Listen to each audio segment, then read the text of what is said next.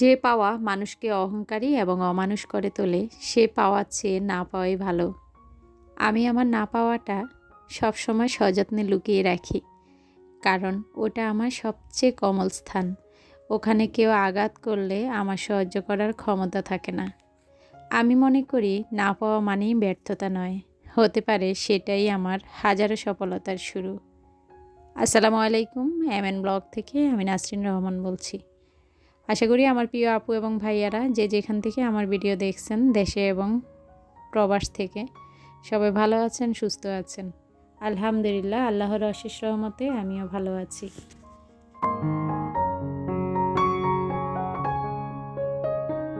Video শুরুতে বলে দিচ্ছি, যারা ভিডিও দেখা শুরু করেছেন আপনাদের নিকট অনুরোধ করছি, হয়তো ভুলে গিয়েছেন, একটা লাইক দিয়ে ভিডিও দেখা আরম্ভ করবেন। আজকের ভিডিওতে প্রিয় আপুদের কিছু কমেন্টস পড়ব। সবচেয়ে মজার ব্যাপার হয়েছে যে ডিআইওয়াইটা অনেক দিন ধরে মাথায় ঘুরঘুর করতে পারতেছি না সময়ের অভাবে, সেটা আজ করে ফেলেছি আর সেটাও আপনাদের সঙ্গে শেয়ার করেছি। থাম্বনেল দেখে আপনারা বুঝতে পেরেছেন ডিআইওয়াইটা কি করেছি। তো সেটা হয়েছে, আমার ঘরে যে পুরনো কাপড় আছে সেই কাপড়টাই আজকে কাজে লাগিয়েছি। আজকে সকালে এখনও নাস্তা খাওয়া হয়নি, তো প্রতিদিনই আসলে হালকা পাতলা নাস্তা দিয়ে ছেলেটাকে মাদ্রাসায় দিয়ে আসি। তো দিয়ে আসার পরই ভারী নাস্তাটা বানানো হয়। তো কি বলবো, কালকে আসলে ছেলে যখন মাদ্রাসায় আসলো 9:30টায়, তখন ও আসলে 9:30টায় আসলে আমরা ওকে বাংলা পড়াতে বসাই না, একটু টিভি দেখে, মোবাইল দেখে, দুষ্টামি করে।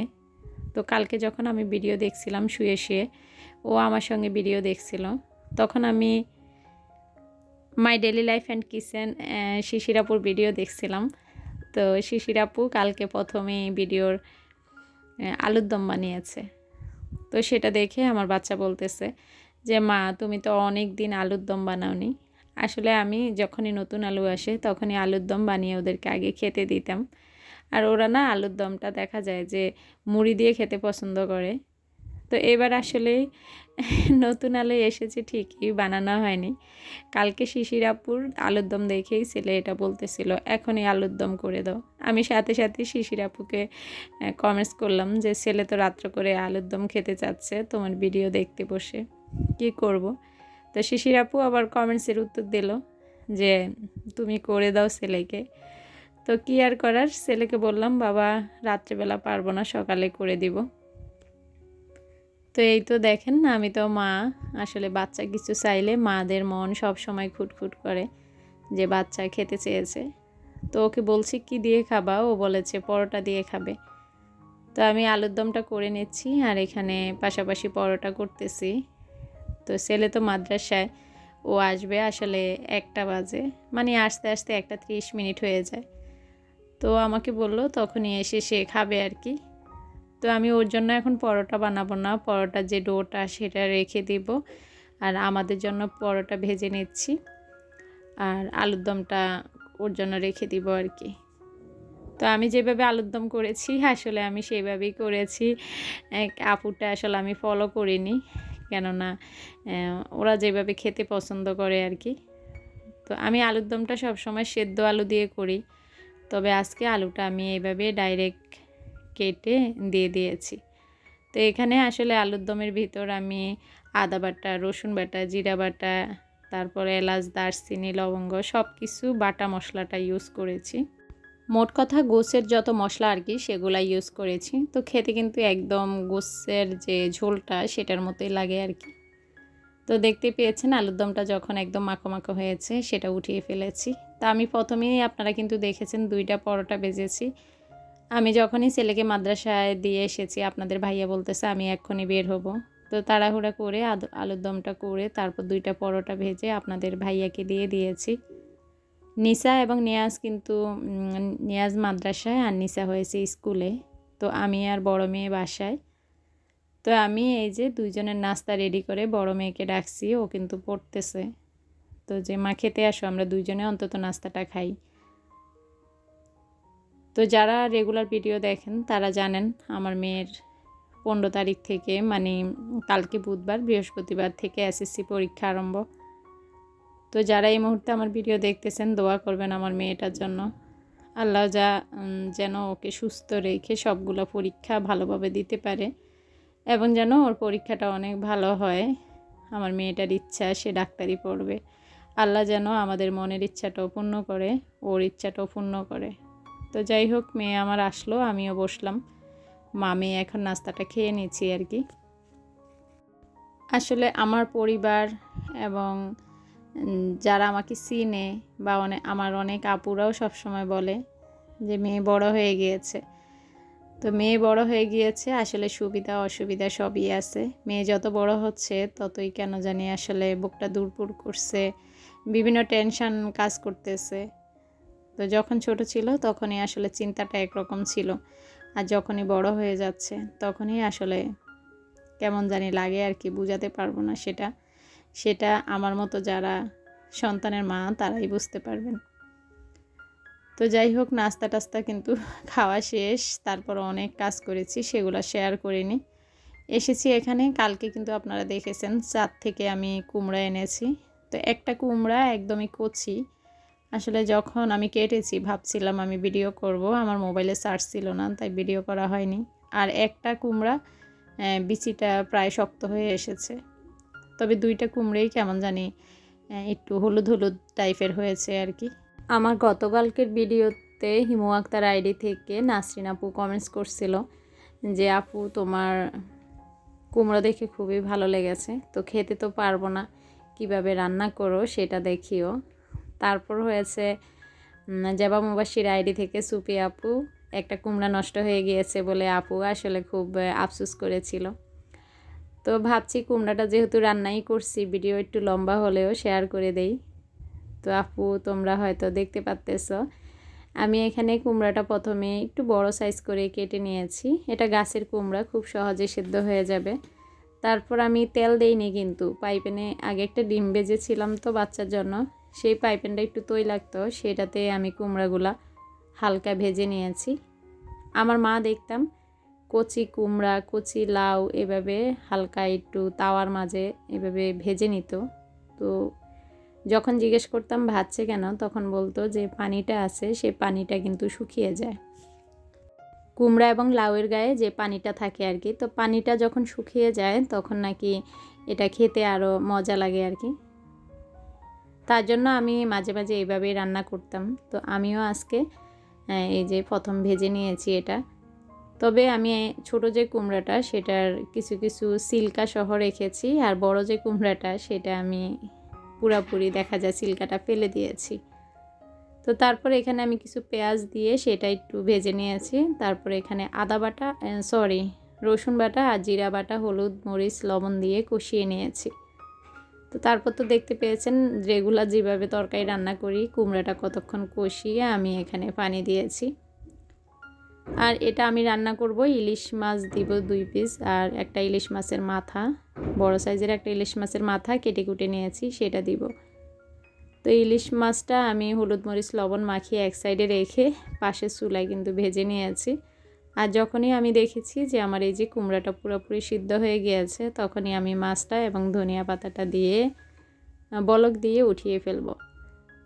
বিশ্বাস করেন তরকারিটা খেতে এত মজা হয়েছে।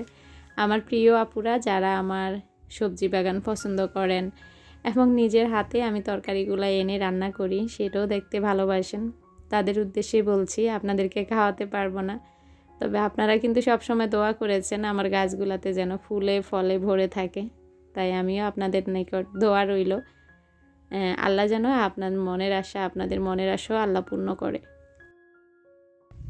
আপিয়া কুকিং চ্যানেল থেকে আপু বলেছিল আপুর নাকি একটা কুমড়া ধরেছে, সেটা সরে নিয়ে গিয়েছে। তা আসলে এটা শুনে আমার খুবই খারাপ লেগেছে আপু তোমার জন্য, কেননা আসলে এই যে আমার 2টা কুমড়া ধরেছে, আমি খুব এক্সাইটেড ছিলাম কখন আমার এই কুমড়াগুলো বড় হবে, কখন আমি কাটবো, কখন তরকারি রান্না করব। আর যেটা আসলে চড়ে নিয়ে যায় কত যে কষ্ট লাগে।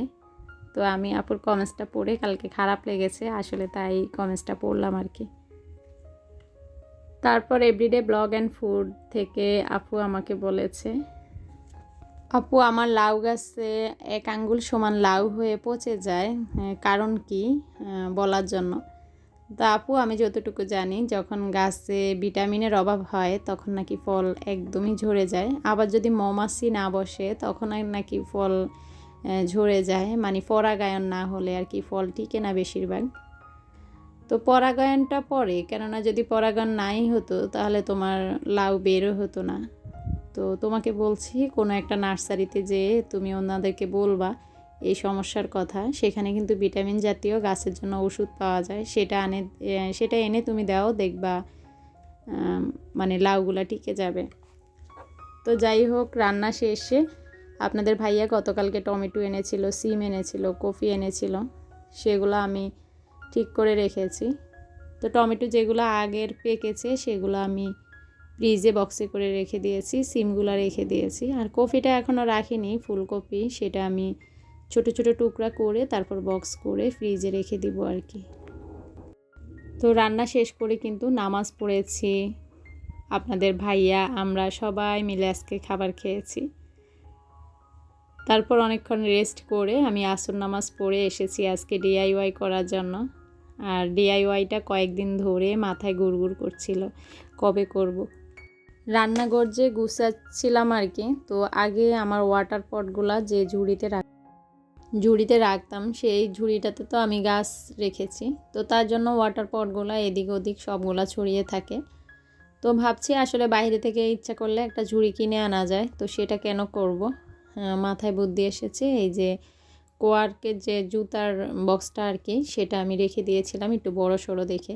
তো ওই দিন আমি যখন এটা পেয়েছি হাতে, নিয়াজের জুতা এনেছে, তখন দেখলাম যে এটাতে প্রায় 60টার মতো ওয়াটার পটগুলা ধরে আর কি।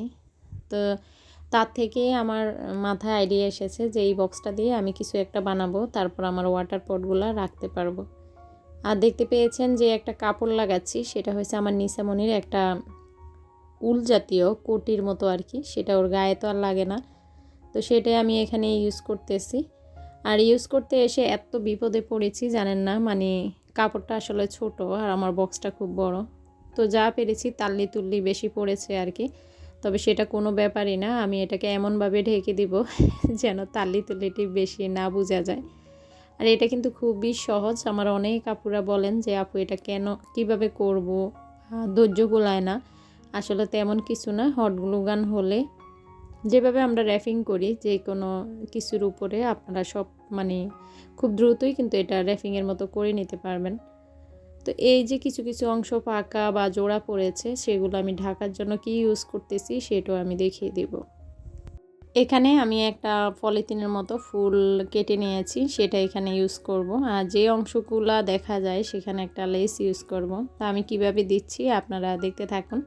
আমি আরেকটা কমেন্টস পড়তেছি, সেটা হয়েছে MST মারুপা আইডি থেকে। আপু আমাকে সালাম দিয়েছে, ওয়ালাইকুম আসসালাম আপু। আর আপু বলেছে অনেকদিন যাবত তোমার ভিডিও দেখতে পারিনি, প্রায় 5-6টা ভিডিও দেখা হয়নি, তোমার সবজি দেখে পরাণ ভরে গেল। তা আপু তোমাকে অসংখ্য ধন্যবাদ। তুমি কেমন আছো, কেন এতদিন ভিডিও দেখতে পারোনি, কোনো সমস্যা ছিল কি না অবশ্যই কমেন্টসে আমাকে জানাবা যদি আজকের ভিডিও দেখে থাকো। তারপর আমি কমেন্টস পড়তেছি রিপাত বর্ণা ব্লগস থেকে। আপু আমাকে বলেছে আপু কুমড়া গাছ এবং পেঁপে গাছ কতটুকু টবে লাগিয়েছো দেখিও। তা আপু আমি চেয়েছিলাম আজকেই দেখানোর জন্য, আসলে ছাদেও যাওয়া হয় না, ভিডিও করা হয় না, তার জন্য সরি আপু, পরবর্তী ভিডিওতে অবশ্যই দেখানোর চেষ্টা করব। তো দেখতেই পাচ্তেছেন না, আমি কিন্তু এটা সম্পূর্ণ শেষ করে ফেলেছি বানানো। আর এখানে প্রায় আমার 6টার মতো ওয়াটার পট ধরেছে। আর সাইডে যে চিকচিক করে একটা লেস, সেটা আমাদের মেয়েদের একটা জুতাতে চিকুন একটা লেস ছিল, সেই লেসটা সুন্দর দেখে আমি আসলে রেখে দিয়েছিলাম। তো কেমন হয়েছে আমার আজকে ডিআইওয়াই অবশ্যই জানাতে ভুলবেন না। সবাই ভালো থাকবেন, সুস্থ থাকবেন, আল্লাহ হাফিজ।